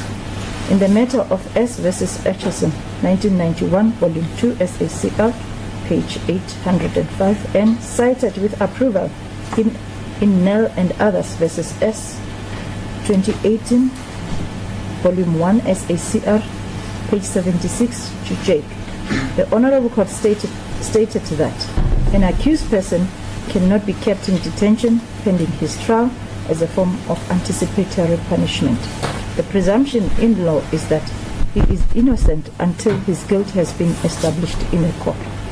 The court will therefore ordinarily grant bail to an accused person unless this is likely to prejudice the ends of justice. The unreported case number A82 of 2013 of S versus Nkuna from Gauteng, North Pretoria, delivered on the 22nd of February 2013, states that a court hearing a bail application should ensure that the strength of the state case and the probability of the conviction, when considered, does not displace the central, namely whether the interest of justice permit release on bail. In Matebula's case, it was stated that the strength of the state case should not displace the central question in any bail application, which is whether or not the interest of justice permit the release of an accused. Now the court will come and deal with the evidence presented. I would say that the Act, the Section 6011B, requires that evidence be presented, and it was done so in this matter, where Exhibit A and Exhibit B were considered as evidence and were presented by the applicants. The state did not lead either oral evidence or present documentary evidence in the form of an affidavit. So there was no evidence tendered by the state. However, they addressed court from sidebar, where they addressed the court on their on how they feel that the applicants should be granted bail, and also on the merits of the case. So the court will say that I'm not going to repeat the personal information that has been given to this court covered by Exhibit A and Exhibit B, but the court will state that yes, it is in the interest of justice. There is no factor that is stated in Section 60, subsection 4 to subsection E that is present in this matter that this court should deny bail. Furthermore, the state is not also opposing this application. And the applicants that are standing before me are figures that are known to the public. That states on its own that they are not flight risk. So on that strength, I will say that the applicants managed to prove on a balance of probabilities that they are candidates for bail, and bail is granted by this court. Now I'll come to the second leg, which is an amount. I'm going to interfere with that one because I see there's disparity coming relating to the amounts. I'm one of the presiding officer.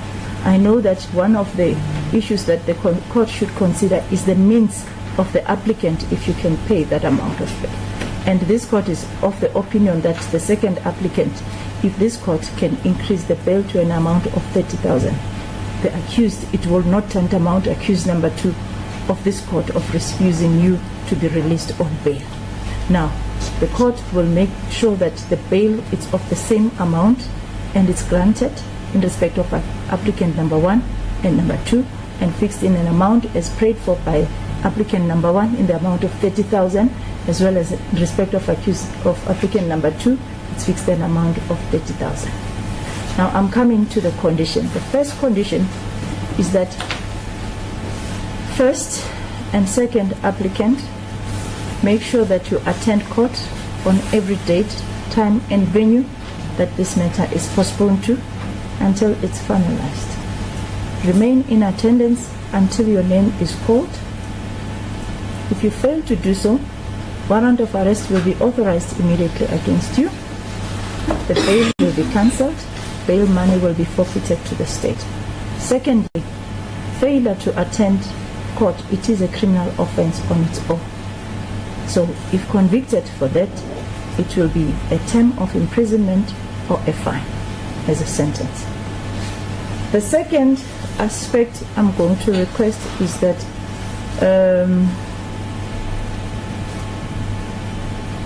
it pertains to the passports. I agree that the passports which I have been handed to the investigating officer, probably I'm talking about the personal passport, I don't have any issue regarding the one of the state pertaining to applicant number 2, because that one falls away the moment you lose the position. So on the personal passports, will be kept with the IO till finalization of this matter. All the personal passports that you have, applicant 1 and 2. If there is a movement that is warranted outside the country, the IO should be informed of that movement so that the IO can know about your movement. I know I heard Mr. Makakabe saying that I don't want to be involved. You know, this thing of having a sole decision to one person, sometimes it's not good. But the NPA should be informed that the applicant intends to move, and then they are notified of the movement. The last aspect, it pertains to the witnesses. That is the last condition. Now, the applicants should not have contact with the state witnesses.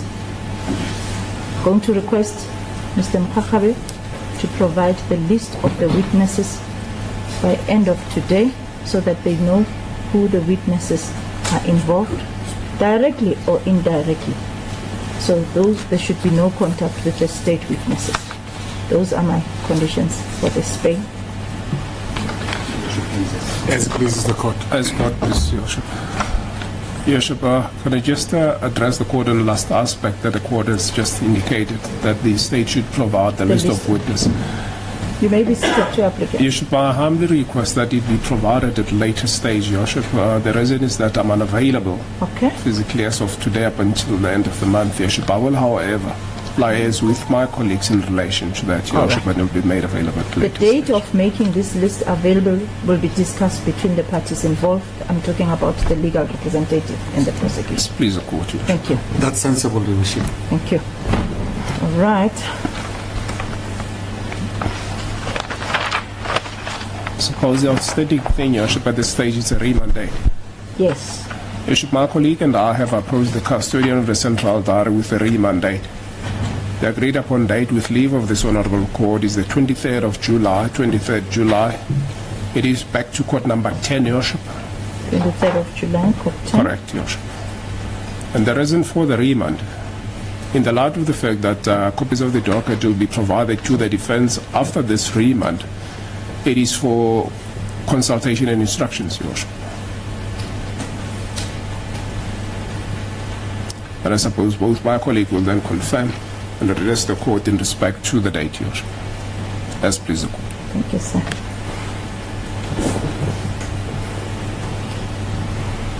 Mr. Small-Smith? Your Worship, we've agreed to that date in advance, and we will collect the copies of the docket now, and hopefully on that day, if all the pre-trial issues have been finalized, we'll be able to postpone for trial, Your Worship. Thank you. Your Worship, I confirm the suitability of the date. I also confirm that my learned friend on behalf of the state has indicated that the investigating officer is in a state of readiness to give us hard copies of the docket today. And on that basis, between now and the next date, we should engage with regards to all pre-hearing matters so that we don't overburden this court unnecessarily. So if the docket is made available, it's all systems. Thank you. As a court pleases.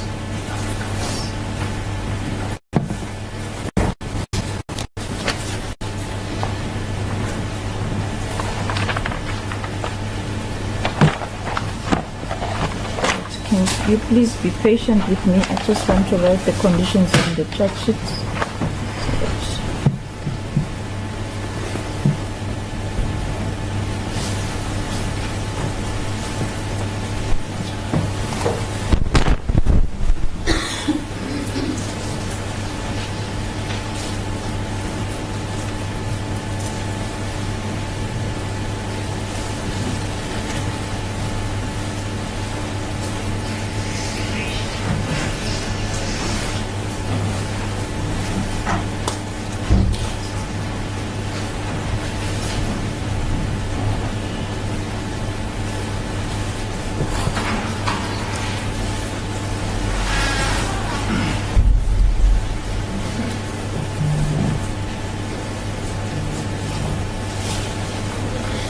Your Worship, may I beg leave of the court to approach? You can do so.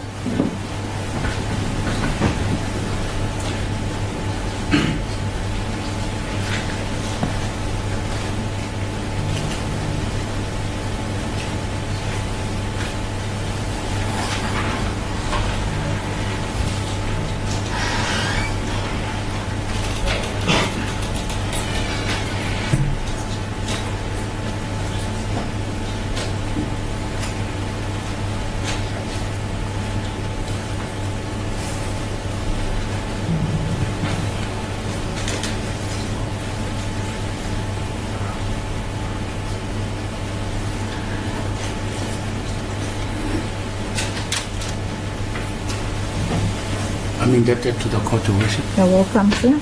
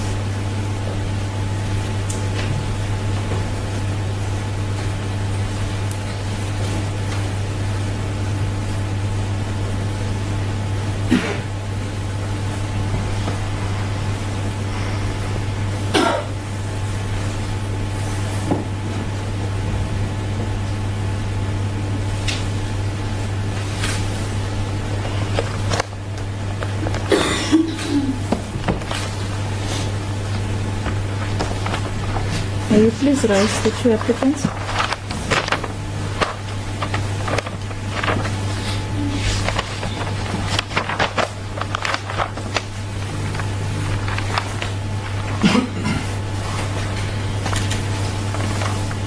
Now your matter is transferred to court number 10. The matter is postponed to the 23rd of July, back to court number 10 at 8:30. It is for consultation as well as instruction. Accused 1 and 2 in custody, bail granted and fixed at 30,000 for each accused. Thank you. You may step down.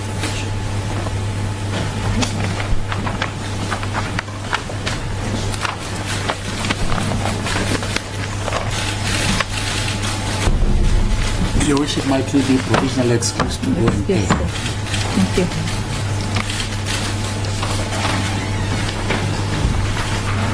All right.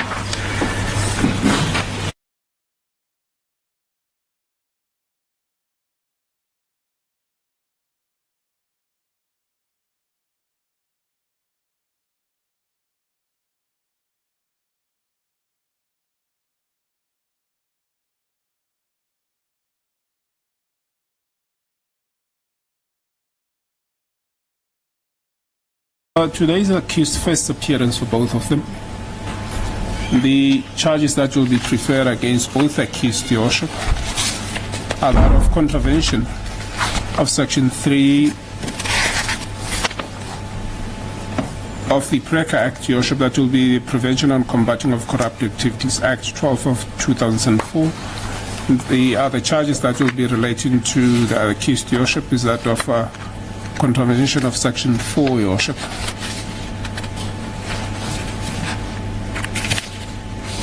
Your Worship, both accused, Your Worship, have presented themselves to the investigating officer, Your Worship, and I can just place on record that the charges that will be preferred against the accused fall under the ambit of our Schedule 5, Your Worship. It is by virtue of the following facts.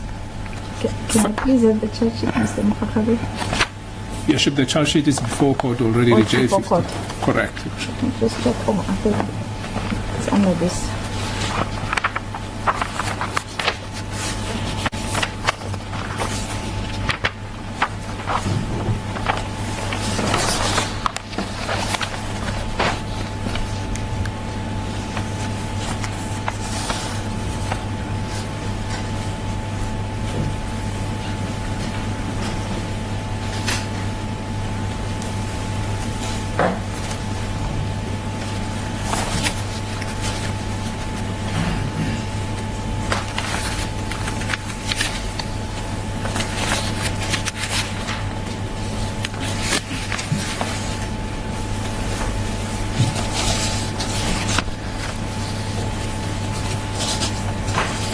All right, let's start.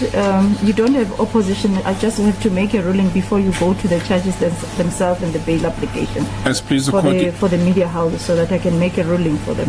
As please the court, Your Worship. I was approached this morning in relation to the permission to record the proceedings, Your Worship, but the application, the necessary documents have been handed to the court on the part of the state.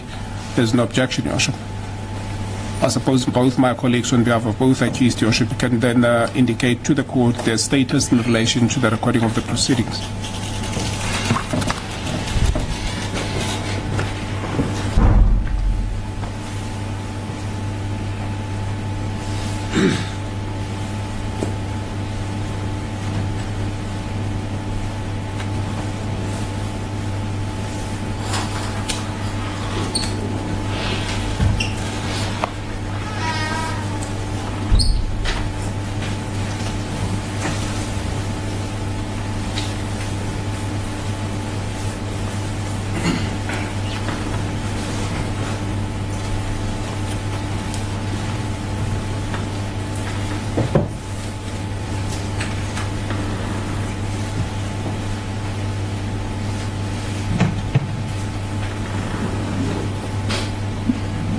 Mr. Smallsmith? Your Worship, on behalf of accused number one, we have no issue with that.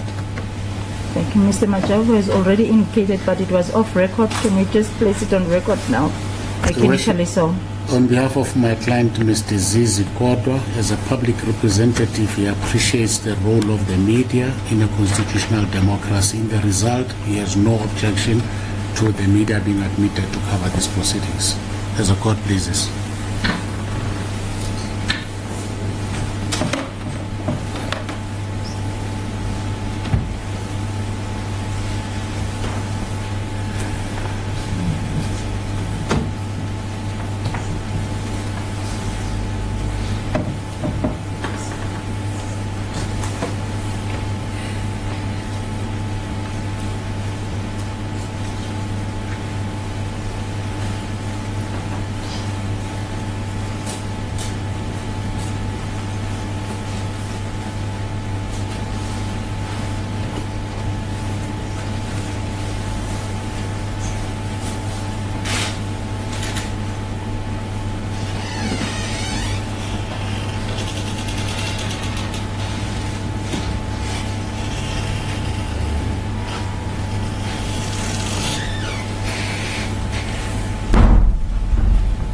right. The application for recording of proceedings is granted by this court as prayed for by the media houses. I requested that there should be no movement during the proceedings. I also request that the equipments or apparatus that we are using should not disturb the mechanical recording that we use in the court. All right. You can start with the...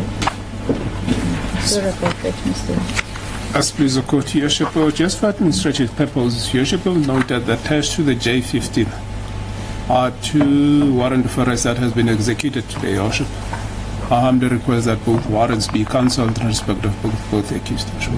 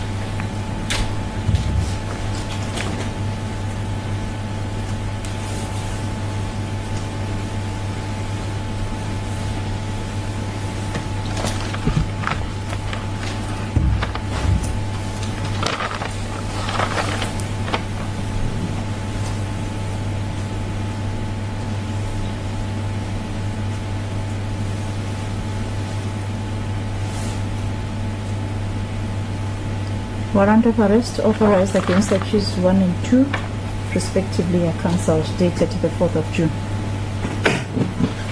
Please the court, Your Worship. I then further proceed addressing the court. Your Worship, not only is this the accused first appearance, Your Worship, the charges that will be brought against the accused are as follows. Your Worship will know that the charge sheet that has been attached to the J15 is numbered on the top right of the page.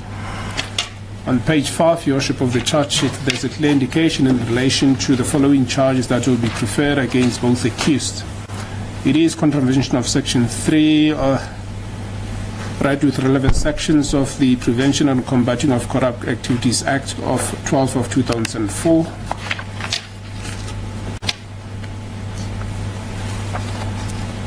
Firstly and secondly, Your Worship, on page 8, Your Worship will note also that it is further the following charges, Your Worship, that it is contravention of Section 4, right with relevant sections of the Prevention of Organized Crime Act 121 of 1998, Your Worship. The state submit that the charges that are preferred against both accused, Your Worship, fall within the ambit of Schedule 5. It is because of the following reasons. Page 3 of the charge sheet indicates the amounts that are involved, Your Worship, and the total amount is 1,680,000. And by virtue of that, as well as the fact that the state will be alleging the commission of the offence by common purpose, it is the state's humble submission that the offences preferred against both accused, Your Worship, fall under the ambit of Schedule 5.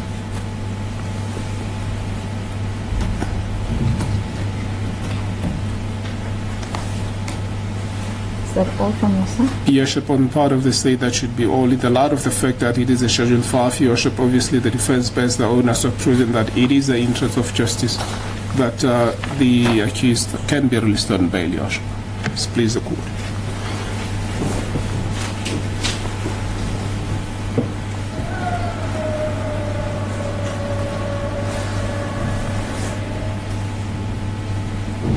Mr. Smith, let's start with the schedule.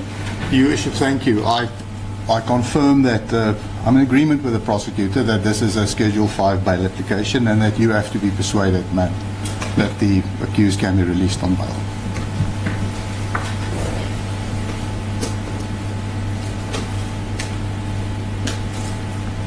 Mr. Major?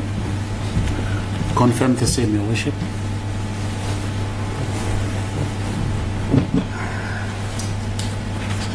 The court rules that this matter falls under Schedule 5. Yes, please, the court, Your Worship, just inadvertently omitted to indicate that it is a unopposed Schedule 5 bail application, Your Worship. Yes, please, the court.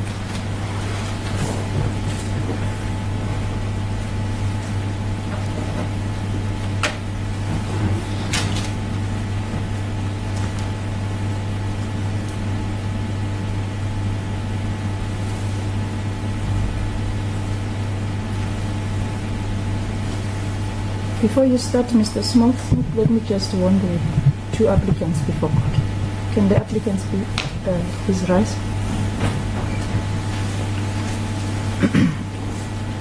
The court is going to warn you regarding the provisions of Section 6011 capital B of the Criminal Procedure Act. You, as the applicants, you have a duty to disclose a record of your previous convictions, a record of your pending cases where you are released on bail, and a record of any protection orders that were granted by the court pertaining to the Domestic Violence Act or the Protection from Harassment Act. If you willfully mislead this court or refuse to provide that information, when convicted for failure to disclose that information, you will be sentenced to a fine of 80,000 rands or 2 years imprisonment. I hope I'm audible enough. All right. I know I speak a bit softer, but I hope I'm audible enough. So let me start with applicant number 1. Did you understand what the court has said? Yes, sir. Number 2? Yes, sir. Thank you. The rest I'll get from the attorneys, but if it's not covered pertaining to Section 6011 capital B, I'll inquire before they close their case. So on the second aspect, the court is going to warn you of your duty, in fact, of your right to remain silent. It's a constitutional right to remain silent in any court of law. Now, you have a right to remain silent when this court is dealing with the facts of the case. So you have a right to remain silent on the facts of the case, because this is a bail proceeding. However, if you waive your right to remain silent and disclose the facts of the case, this court is warning you that the evidence presented in this court